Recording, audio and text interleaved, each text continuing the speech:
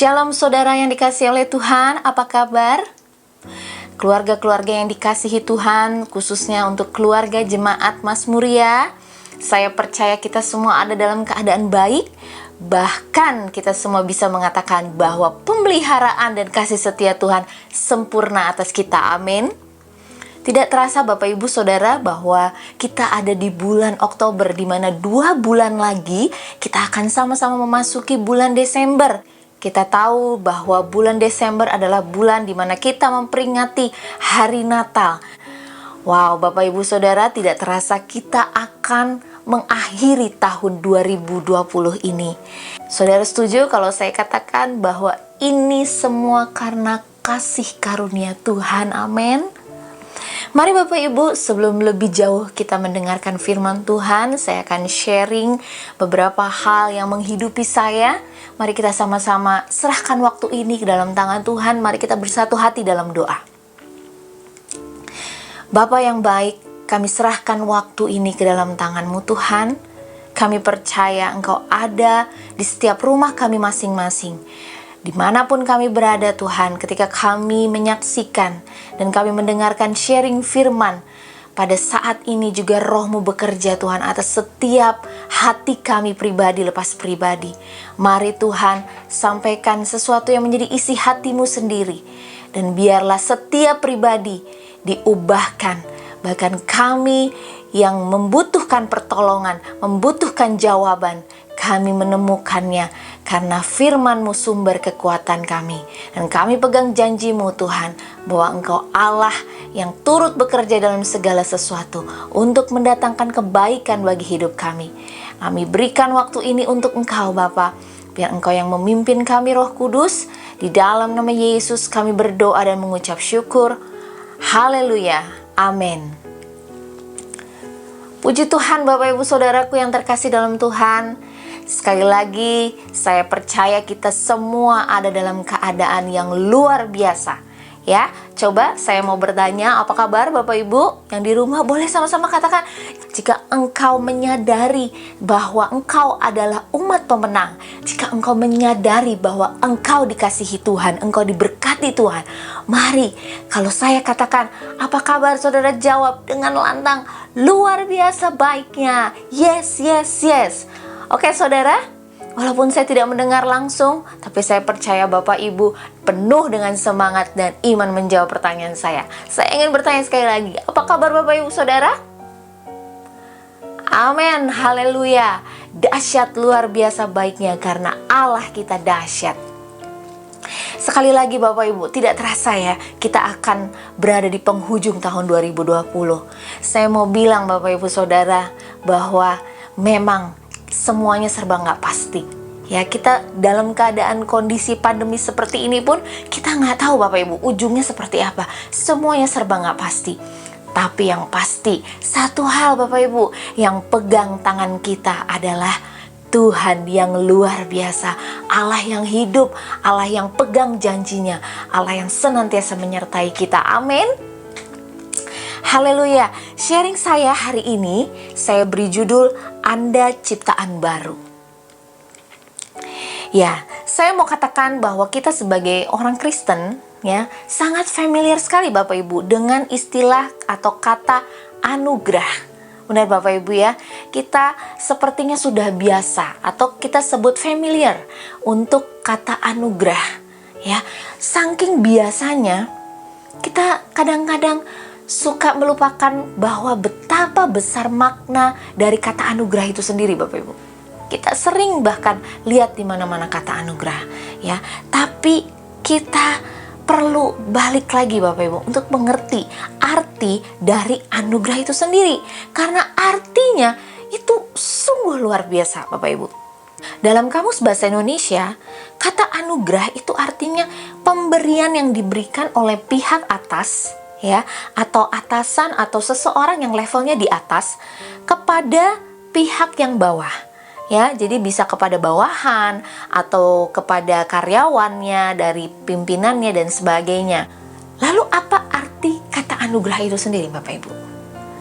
Anugerah adalah sesuatu yang kita terima dari Tuhan, yang sesungguhnya kita nggak layak untuk terima. Jadi pemberian ini yang diberikan kepada pihak atas, kepada pihak bawah, tanpa melihat layak atau tidaknya seseorang yang menerimanya, itu dikatakan anugerah. Ya, kalau kita menerima anugerah dari Tuhan, itu artinya Bapak Ibu, sebenarnya pemberian ini sangat amat mahal, saking mahal dan berharganya, kita pun nggak bisa beli. Dan kita dapat itu bukan karena kita layak atau karena kita berhak menerimanya, tapi ini semua diberikan secara cuma-cuma. Dan itu yang disebut anugerah. Mari sama-sama kita buka Efesus 2 ayat 8. Saya akan bacakan bagi Bapak Ibu sekalian. Sebab karena kasih karunia kamu diselamatkan oleh iman. Itu bukan hasil usahamu, tetapi pemberian Allah. Saya bisa katakan bahwa grace atau anugerah itu pengertian atau maknanya sama dengan kasih karunia, Bapak Ibu. Di Efesus 2 ayat 8 mencatat bahwa kasih karunia kita dapatkan bukan karena usaha kita, tapi pemberian Allah. Apa itu Bapak Ibu? Pemberian apa sesungguhnya? Mari sebelumnya saya ingin sekedar untuk mengingatkan, mungkin beberapa kita sudah sering kali tahu akan hal ini. Ini adalah gambar tabernakel Bapak Ibu. Ya, kita semua tahu bahwa di dalam Keluaran 24 dan 25 bahwa Tuhan menyuruh Musa untuk membuat kemah suci atau tabernakel saat ia berada di Gunung Sinai. Nah, ini adalah ruangan tabernakel. Ya, ruangannya seperti ini. Kalau kita mau lihat secara detail bahwa ada 3 bagian. Ya, ada 3 bagian. Yang pertama adalah pelataran, yang kedua adalah ruang kudus, ya, dan yang ketiga Bapak Ibu adalah ruang maha kudus. Nah, ruang maha kudus itu ruang yang kalau Bapak Ibu lihat itu yang ada apinya. Nah, di tempat itu Bapak Ibu hanya imam besar yang boleh masuk. Hanya imam besar yang boleh masuk. Itu pun Bapak Ibu hanya 1 tahun 1 kali di hari pendamaian. Dan saya mau kasih tahu, mereka imam besar untuk masuk ke situ namanya perlu diundi dulu. Ya, saudara, Bapak Ibu bisa bayangkan sudah setahun sekali, ya, hanya imam besar dan diundi. Berarti belum tentu juga semua imam besar bisa masuk ke dalam. Nah, dalam perjanjian lama Bapak Ibu, hanya orang-orang tertentu yang bisa berbicara atau berdialog langsung berjumpa dengan Tuhan. Hanya orang-orang pilihan, the chosen one. Ya, kita mungkin bisa katakan mereka nabi. Ya, jadi nggak semua orang bisa berbicara dengan Tuhan atau bertemu dengan Tuhan. Itu dalam perjanjian lama. Dan saudara bayangkan, Bapak Ibu bayangkan Musa, seorang Musa saja Bapak Ibu, untuk ketemu Tuhan, untuk berbicara, dia perlu menunggu waktunya. Dia perlu menunggu tanda, dimana kalau awan terangkat baru ia bisa masuk ke dalam kemah suci. Wow Bapak Ibu. Saudara bisa bayangkan, wah kalau kita semua ada dalam perjanjian lama, ya kita beribadah seperti itu Bapak Ibu. Kalau kita bayangkan Bapak Ibu betapa susahnya kita mau ketemu Tuhan. Dan sekarang saya mau beritakan Roma 10 ayat 4 mengatakan, sebab Kristus adalah kegenapan hukum Taurat, sehingga kebenaran diperoleh tiap-tiap orang yang percaya. Apa maksud ayat ini Bapak Ibu? Kita sekarang adalah manusia perjanjian baru. Kita semua adalah orang-orang percaya perjanjian baru, di mana kita hidup bukan karena usaha kita, tapi karena kasih karunia Tuhan. Kita dibenarkan oleh darah Kristus. Kita hidup, kita datang kepada Tuhan atas dasar apa yang sudah Yesus kerjakan, dan itu Dia nyatakan sebagai kegenapan hukum Taurat. Ya, Bapak Ibu, untuk kita yang sekarang, posisi kita, hubungan kita dengan Tuhan adalah kita selalu bisa tinggal di dalam ruang Maha Kudus, Bapak Ibu. Wow, kita ada di ruang Maha Kudus setiap saat, setiap waktu. Itu posisi kita sekarang.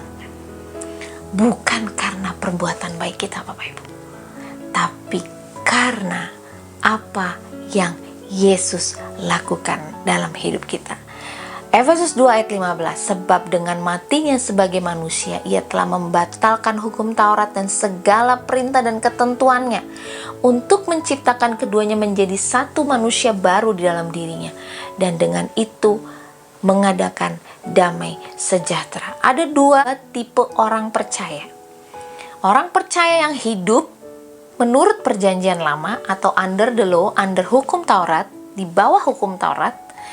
Yang kedua adalah orang percaya yang hidup akan perjanjian baru atau under grace. Nah, kita mau sama-sama lihat apa sih bedanya, Bapak Ibu. Orang-orang perjanjian lama, Bapak Ibu, mereka melakukan ibadah mereka, rutinitas mereka bukan karena kerinduan. Semua yang dilakukan karena keharusan, sehingga timbul ketakutan ketika kita nggak melakukan ini, kita takut, nggak free, Bapak Ibu. Nah, berbeda sebaliknya dengan kita yang mengerti hidup di bawah grace atau kasih karunia ini.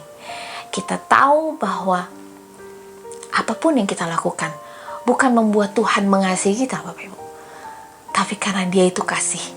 Dia sudah lebih dulu mengasihi kita, lalu kita mau meresponi kasihnya Tuhan. Dan saya mau berani katakan bahwa Kristen bukan agama, Bapak Ibu. Yang mengerti ini katakan amin. Kristen adalah hubungan, Bapak Ibu. Hubungan yang Tuhan inginkan. Saudara ingat waktu awal Tuhan menciptakan Adam? Untuk apa Adam diciptakan? Dan saudara bisa lihat, di mana Adam diciptakan? Dia diciptakan dalam hadirat-Nya. Itu yang Tuhan inginkan. Dia ingin mengembalikan kita kepada gambar kita yang sesungguhnya, di mana kita hidup di dalam hadirat-Nya. Nah, bertitik dari pengertian ini kita perlu mengembalikan, ya. Kita perlu berubah dari pola pikir yang lama, Bapak Ibu, dari ibadah yang karena kebanyakan orang lakukan. Kita nggak punya konsep yang jelas apa itu arti hidup kudus, apa arti hidup tidak bercela, apa hidup benar di hadapan Tuhan. Kenapa? Karena kita selalu ukur dengan perbuatan kita.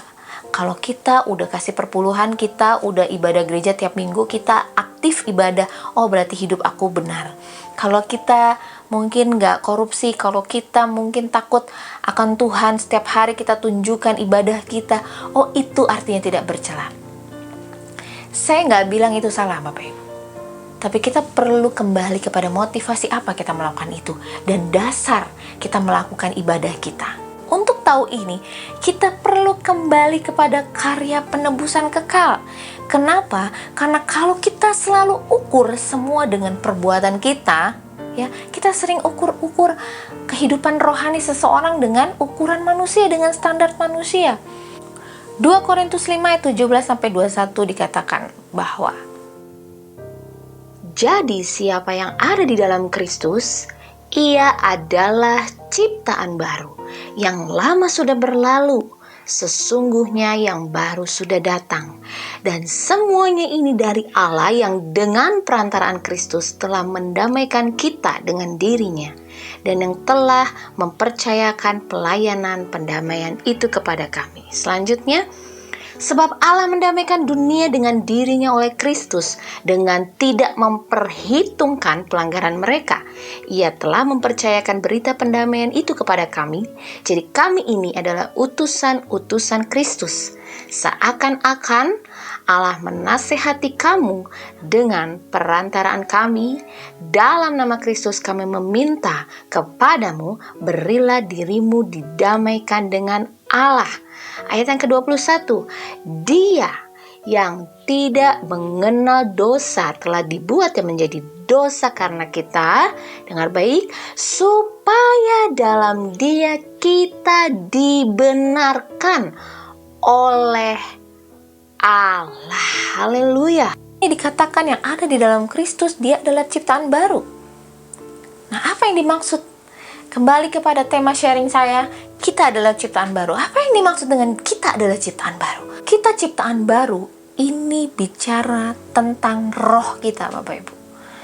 Ya, jadi saya minta maaf, mungkin waktu kita belum bertobat atau belum lahir baru, lalu kita yang tadinya badannya besar terus lahir baru tiba-tiba jadi slim atau jadi langsing. Bukan seperti itu, Bapak Ibu. Itu hanya fisiknya. Tetapi ciptaan baru yang dimaksud adalah roh kita.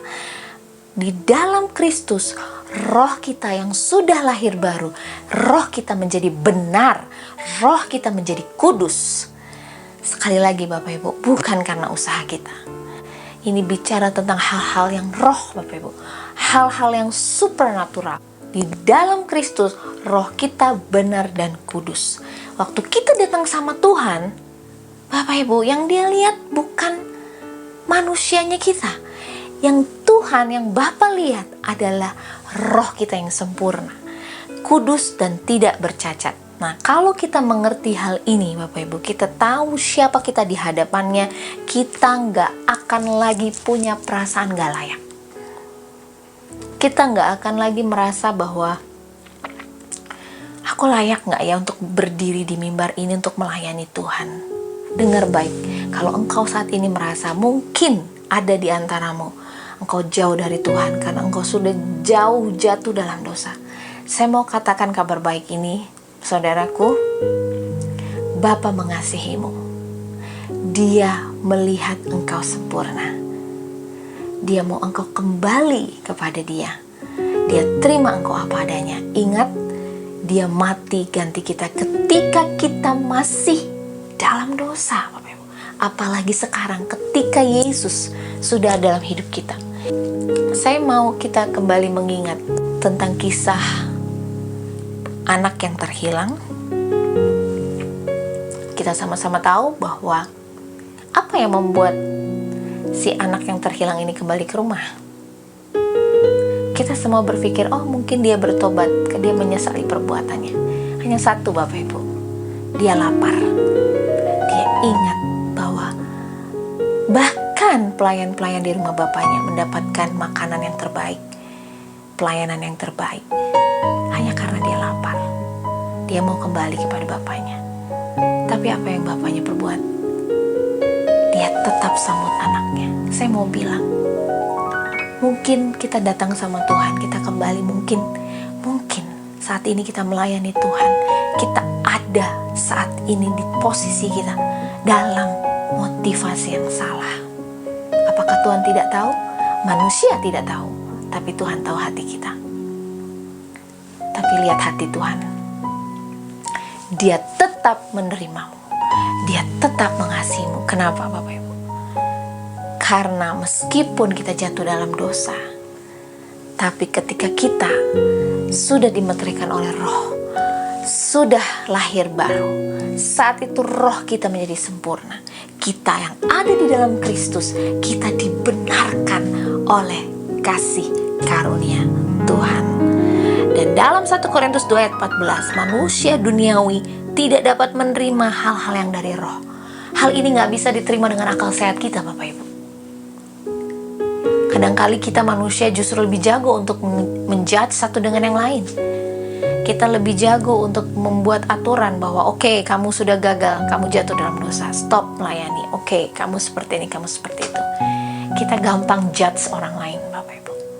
Tapi lihat hatinya Tuhan. Kalau kita ngerti posisi kita ngerti siapa kita, kita pun akan stop judging orang, menghakimi orang lain. Itu bukan bagian kita, Bapak Ibu. Baik, untuk menutup sharing saya mau ingatkan sekali lagi Bapak Ibu, bahwa diri kita yang sesungguhnya adalah roh kita, bukan apa yang kelihatan. Karena yang kelihatan ini sifatnya fana, sementara. Tapi roh yang bersifat roh itu kekal adanya, di mana hidup kita terus dipimpin oleh roh dan terus hidup di dalam janji Tuhan. Saya percaya Bapak Ibu kita semua setuju bahwa peperangan kita bukan melawan darah dan daging, tetapi melawan roh-roh di udara. Apa yang terjadi hari-hari ini Bapak Ibu, percayalah ini sudah terjadi di alam roh. Dan janji Tuhan adalah kemenangan bagi kita semua yang hidup mengasihi Tuhan, yang hidup di dalam Tuhan. Apapun masalahmu hari ini, tantangan hidupmu hari ini, Tuhan ada bersamamu. Tuhan tahu. Dan ingat baik-baik, kita layak menerima segala yang dijanjikan oleh Tuhan. Kenapa? Karena Roh itu sudah memerdekakan kita, Roh itu sudah membenarkan kita. Kita benar di hadapannya, bukan apa yang sudah kita lakukan, bukan berdasarkan apa pekerjaan dan usaha kita untuk memperoleh kebenaran itu, tetapi karena kasih karunia Tuhan, karena pemberian Allah bagi kita. Saya dan saudara sudah dibenarkan di dalam hadiratnya, sudah dibenarkan di hadapannya, dan kita berhak menerima segala janji-janjinya. Mari saat ini Bapak Ibu dengan penuh semangat, bangkitlah dari keterpurukan kita. Apapun yang kita alami hari-hari ini, mari dengan penuh percaya diri, kita mau akui siapa kita di hadapan Tuhan. Kita sudah dibenarkan. Segala dosa tidak menghalangi kita untuk bisa datang sama Tuhan. Hari ini saya ingin mengajak kita untuk menyembah Tuhan bersama-sama dengan sebuah lagu yang mengingatkan tentang pengorbanan Kristus di kayu salib. Karena itu yang bisa membawa kita kembali untuk melihat siapa diri kita yang sesungguhnya. Kita datang kepada Tuhan. Kita harus berhenti Bapak Ibu Saudara untuk mendekati Allah atas dasar apa yang kita lakukan. Tapi marilah kita mau datang sama Dia dengan melalui pekerjaan Yesus Kristus yang telah selesai di kayu salib. Mari Bapak Ibu, kita tundukkan hati kita di hadapannya. Kita mau menyembah Dia bersama.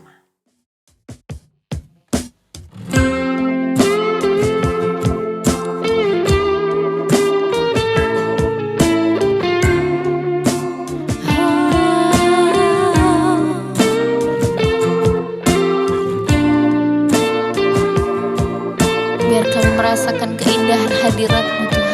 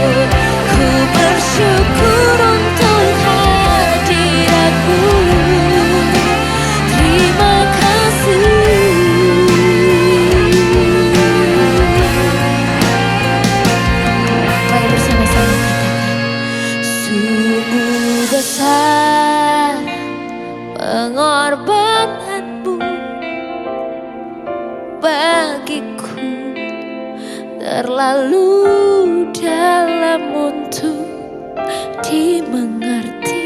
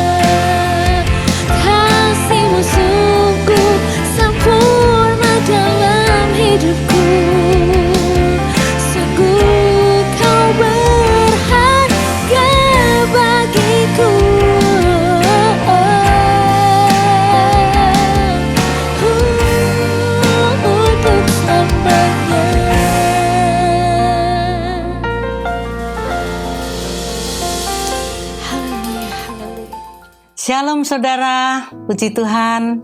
Kalau pada siang hari ini kita sudah diberkati firman Tuhan yang luar biasa.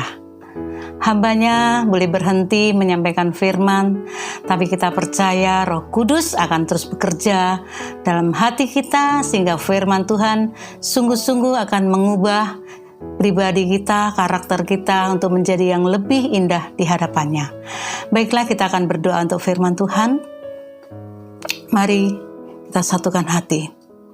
Kami bersyukur Tuhan untuk firman Tuhan yang boleh kami dengar pada siang hari ini. Berkat firman-Mu sungguh sangat memberkati setiap kami. Biarlah kami hidup seturut dengan kehendak-Mu. Kau baik dan sungguh baik dan teramat baik dalam kehidupan kami. Terima kasih Tuhan, terpujilah nama-Mu. Di dalam nama Tuhan Yesus kami berdoa. Mari mengangkat tangan kita. Kita menerima berkat dari Tuhan. Tuhan memberkati engkau dan melindungi engkau. Tuhan menyinari engkau dengan wajah-Nya dan memberi engkau kasih karunia. Tuhan menghadapkan wajah-Nya kepadamu dan memberi engkau damai sejahtera. Kiranya damai sejahtera dari Allah Bapa yang melampaui segala akal manusia akan memelihara hati dan pikiran kita. Anugerah cinta kasih dari Tuhan Yesus Kristus melalui persekutuannya dengan Roh Kudus akan menyertai langkah hidup kita dari saat ini sampai Maranatha. Tuhan Yesus datang kali yang kedua menjemput kita para salehnya. Haleluya. Amin.